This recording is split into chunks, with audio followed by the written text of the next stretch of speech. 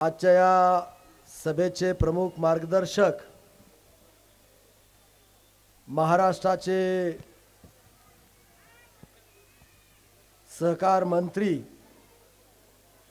आणि राष्ट्रवादी काँग्रेस पक्षाचे जिल्ह्याचे नेते आदरणीय बाबासाहेबजी पाटील साहेब, मराठवाडा शिक्षक मतदारसंघाचे ज्यांनी चौथ्यांदा प्रचंड बहुमताने ज्यांनी विजय प्राप्त केला ते मराठवाड्याचे राष्ट्रवादी काँग्रेस पक्षाचे नेते आदरणीय विक्रम बाप्पा काळे साहेब, राष्ट्रवादी काँग्रेस पक्षाचे जिल्ह्याचे कर्तव्यदक्ष असे अध्यक्ष अफसर बाबा शेख साहेब, राष्ट्रवादी काँग्रेस पक्षाचे प्रदेश सरचिटणीस आमचे मार्गदर्शक आदरणीय व्यंकटरावजी बेदरे साहेब, निलंगा नगर परिषद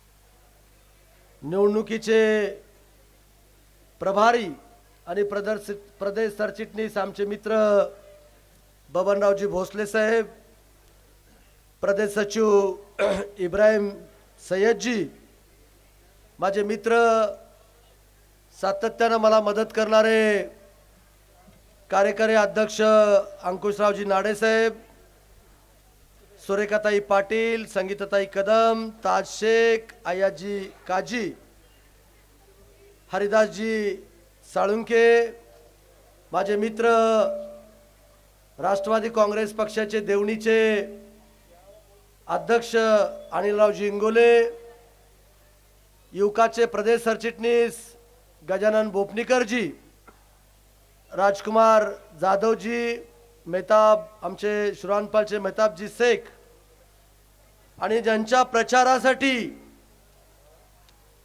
आम्ही या ठिकाणी एकत्रित आलोत ते नगराध्यक्ष पदाचे उमेदवार माझे स्नेही मित्र ॲडव्होकेट देशमुख अखिल जलील, आणि प्रभागाचे 3चे उमेदवार,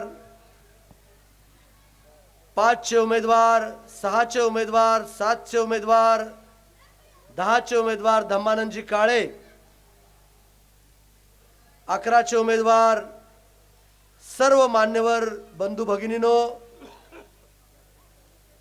सर्व युवक मित्र, पत्रकार बांधवांनो,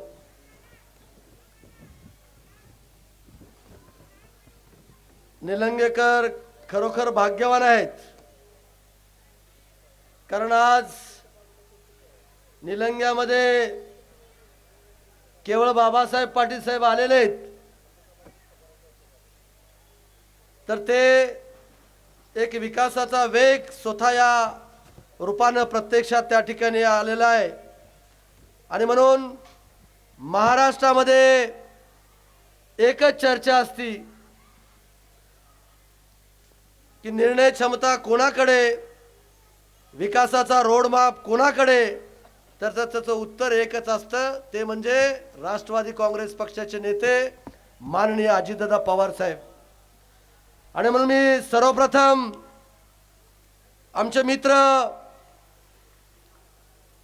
नगराध्यक्ष पदाचे उमेदवार ॲडव्होकेट देशमुख अखिलजी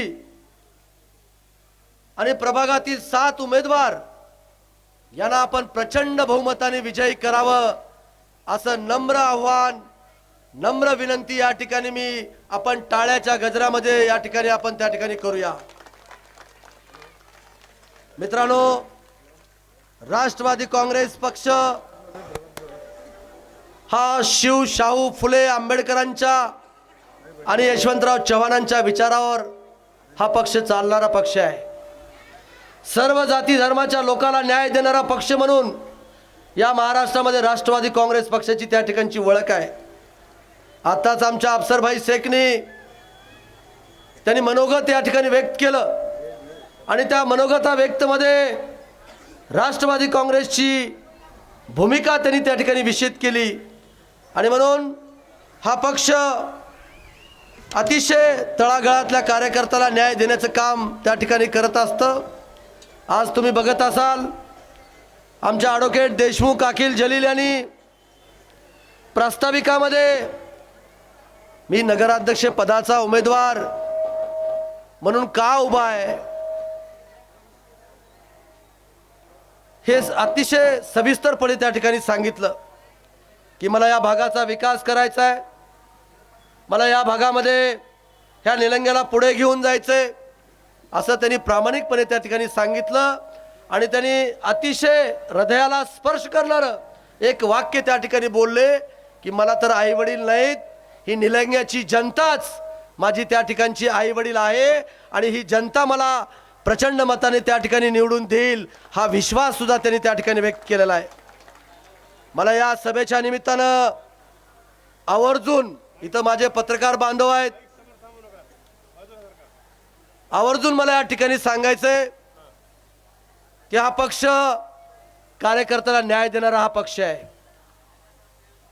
या पक्षामधून आज तुम्ही बघितलं असाल एक सर्वसामान्य कार्यकर्ता धम्मानंद काळेच्या मी प्रचारामध्ये त्या ठिकाणी गेलो होतो.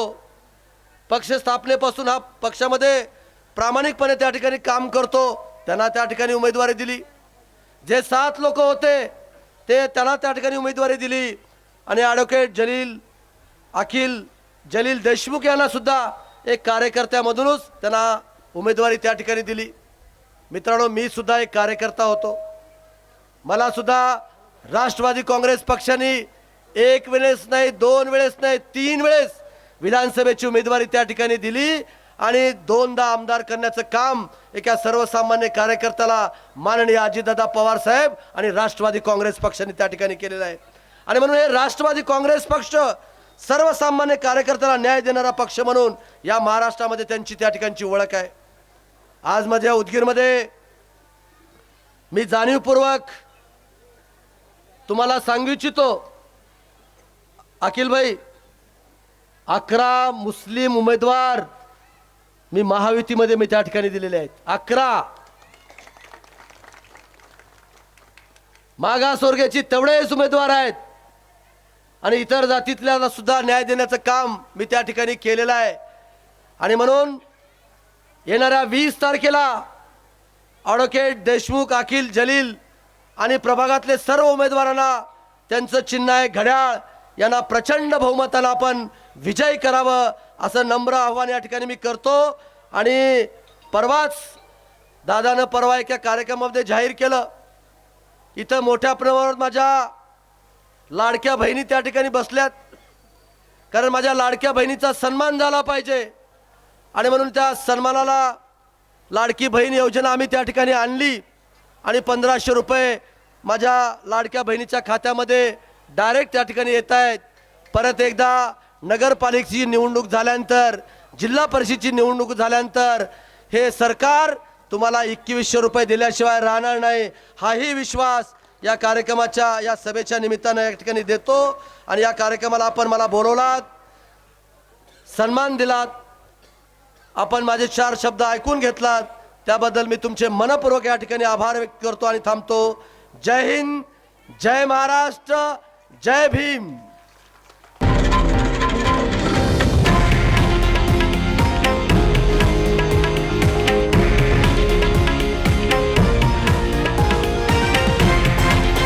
हे आहे देशातील नंबर 1 न्यूज नेटवर्क आणि आपण पाहत आहात TV9 मराठी, एकमेव.